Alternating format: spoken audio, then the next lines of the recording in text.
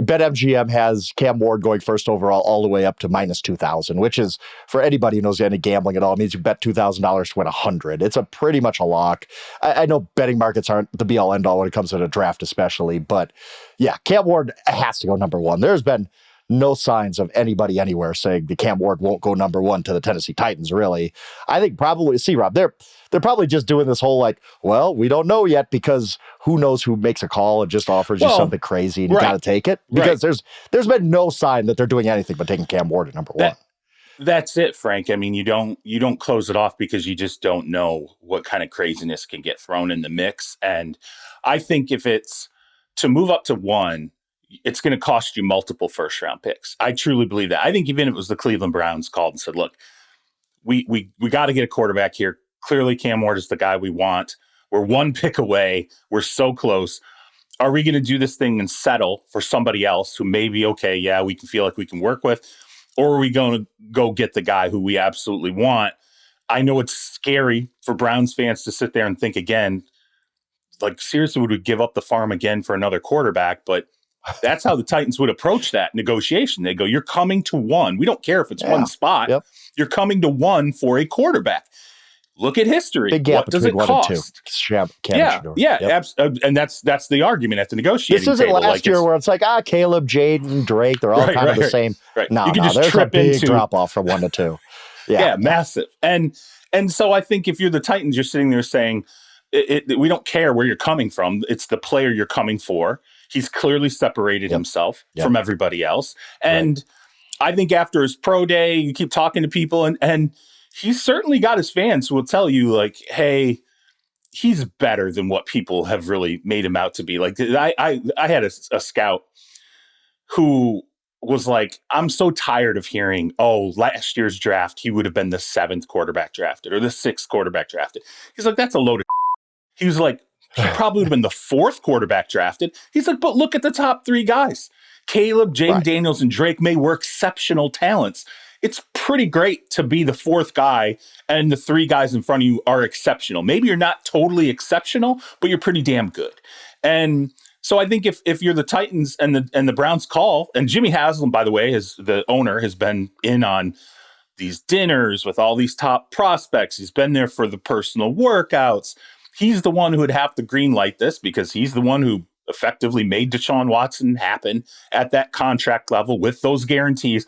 I think when you look at Jimmy Haslam, it's just as important for him to dig them out of this situation as anybody else because he's as responsible for the Deshaun Watson mess as anyone else inside the Browns organization. So if you're going to move from 2 to 1 because you want Cam Ward and the Titans say it's going to cost you the number 2 pick and 2 future first rounders, or the number 2 pick, a future first rounder, and a package of other picks that we equate to being first round value. The owner's going to have to go, yeah, okay. I mean, we got to do it where this is the hole. There's nothing we can do to get out. So I think for the Giants or the Browns at 3 and 2 to get to 1 to take Cam Ward, it's going to cost a ransom, major ransom.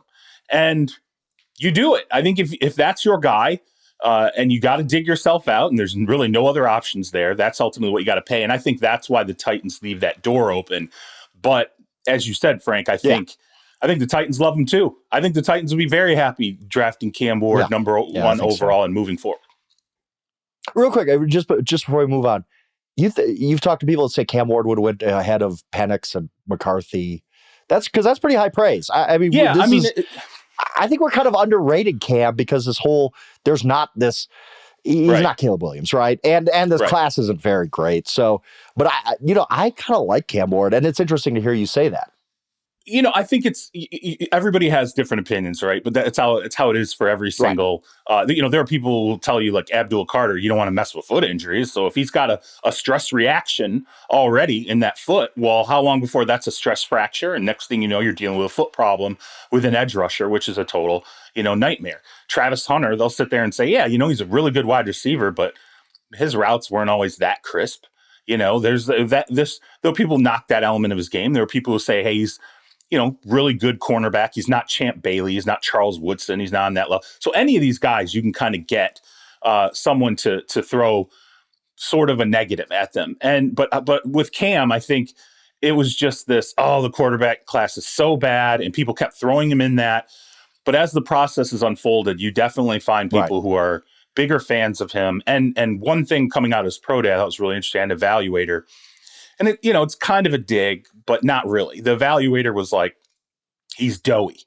And what he meant was, to contextualize what he was saying is like, look, his fitness is not where it's going to be on the NFL level. And a lot of quarterbacks are like that. You think they're fit in college. They actually get in much better shape. And it was funny, as we continued the conversation days after the pro day, he was telling me about Matt Stafford. He said, go back and look at Stafford. He said, physically now, Matt Stafford does not look like he looked when he came in the league.